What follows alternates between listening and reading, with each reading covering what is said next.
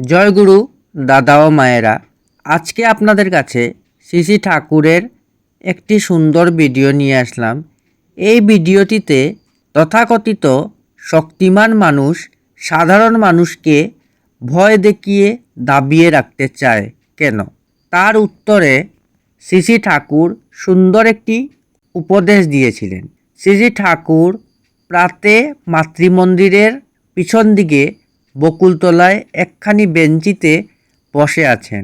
আকুদা অধিকারী কাছে বসে নানা বিষয়ে কথাবার্তা বলছেন। তথাকথিত শক্তিমান ব্যক্তিদের সম্বন্ধে কথা উঠল।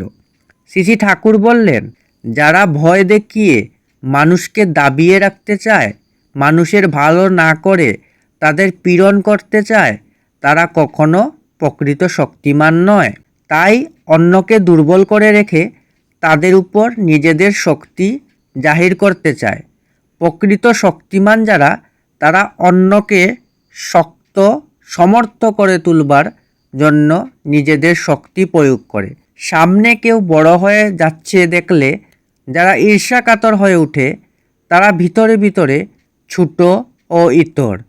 সমকক্ষদের যারা সহ্য করতে পারে না, তারাও অল্প বিস্তর ঈর্ষাকাতর ও দুর্বল, কারণ তাদের সব সময় ভয় পাছে বুঝি কেউ তাদের ছাড়িয়ে যায়। এসবগুলি আর্য লক্ষণ নয়। তারা যতই হামড়া চুমড়া হোক, তাদের দিয়ে কোনো বড় কাজ হয় না। আকুদা আবারও শ্রী ঠাকুরকে প্রশ্ন করলেন, আপনি তো সবাইকে নিয়ে উন্নতির পথে উল্কার মতো ছুটতে চেয়েছিলেন, তা তো হলো না। শ্রী ঠাকুর, সবেই ঠিক আছে, শুধু একটা মানুষের মতো মানুষ হলে হয়। পাওয়ার ইজ রেডি, বারুদ প্রস্তুত। সেই পারবে যে আমার কথা পূরণ করার জন্য যা যা করা লাগে করতে রাজি থাকবে।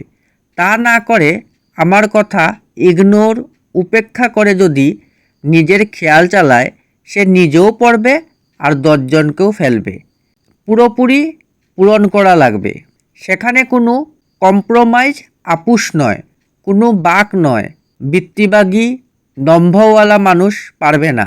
অবশ্য জন্মগত বিশেষ সম্পদ না থাকলে হয় না। সুনিষ্ঠ হলেও যার আধার যেমন, সে তেমনই পারে।